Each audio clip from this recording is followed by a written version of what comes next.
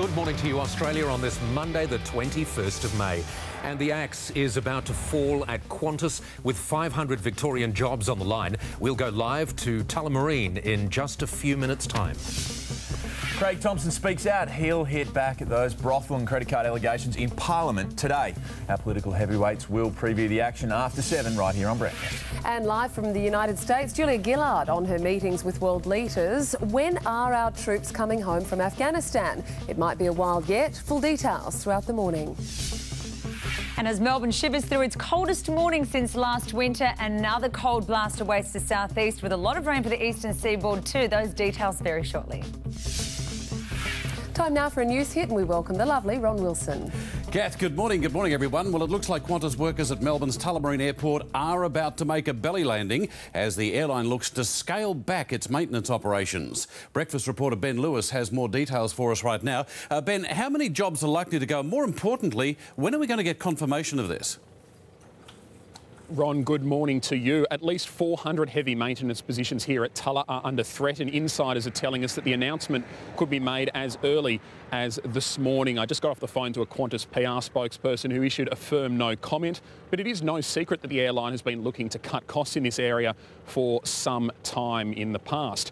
Now, the 30-year-old base here at Tulla primarily used for the maintenance of the ageing 737 fleet. It's under couldn't offer enough financial incentives for the airline to remain here at Melbourne's only international airport. The question now is, where do these maintenance jobs go? They're likely to be heading north up to Brisbane, the newer maintenance facility there, which leaves the future of Qantas's other Victorian base at Avalon Airport in doubt.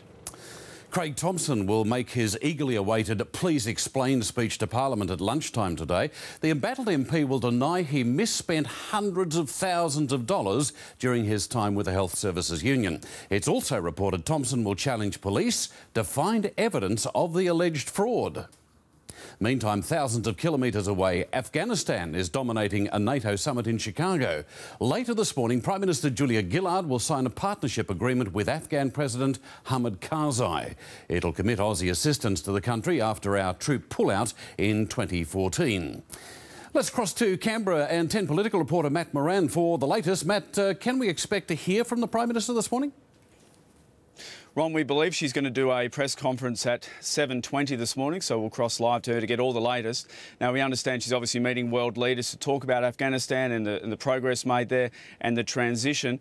We believe our soldiers will be there till the end of next year at least, and there will be forces soldiers which will remain there longer. Now, she's obviously going to have high-level meetings, but while she's in the United States talking about that, obviously the focus in Canberra is on Craig Thomson. He will address Parliament about midday today, and he claims that he has been set up. He'll ask the police to try and get surveillance footage of the brothels to show it wasn't him, and he'll also name a union official.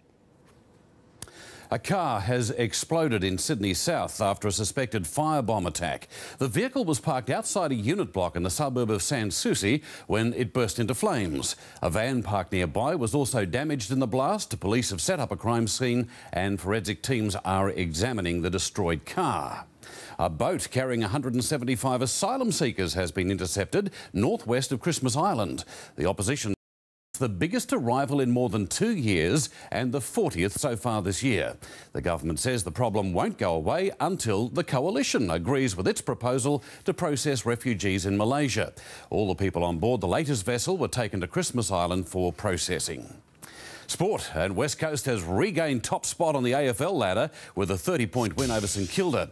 Veteran ruckman Dean Cox showed his younger years, booting a career-best 5 goals. The Saints challenged the Eagles in the third term, but couldn't quite get there. A hamstring injury to Reece Stanley and a knee problem for Jamie Cripps compounded St Kilda's loss. Rugby League, and Manly will be sweating on how star 5'8" Kieran Foran pulls up today after an 18-10-point win over the Roosters. The win was soured by an ankle injury to Foran. He limped from the field just 15 minutes into his return from a hamstring injury. In the other game, South Sydney downed the Dragons 19-18 with a Golden Point field goal. Jorge Lorenzo has won the French MotoGP, taking the lead in the World Championship. In a wet race, the Yamaha rider streaked away from the field to take victory ahead of Valentino Rossi, while Aussie Casey Stoner struggled in the rain. After announcing he'd retire at the end of the season, he could only manage third place and drops to second in the championship. And tens of thousands of Chelsea fans have given their team a hero's welcome in London after their Champions League win over Bayern Munich. In a sea of blue, the supporters lined the streets as the players paraded in an open-top bus, celebrating becoming the first European champions in the club's history.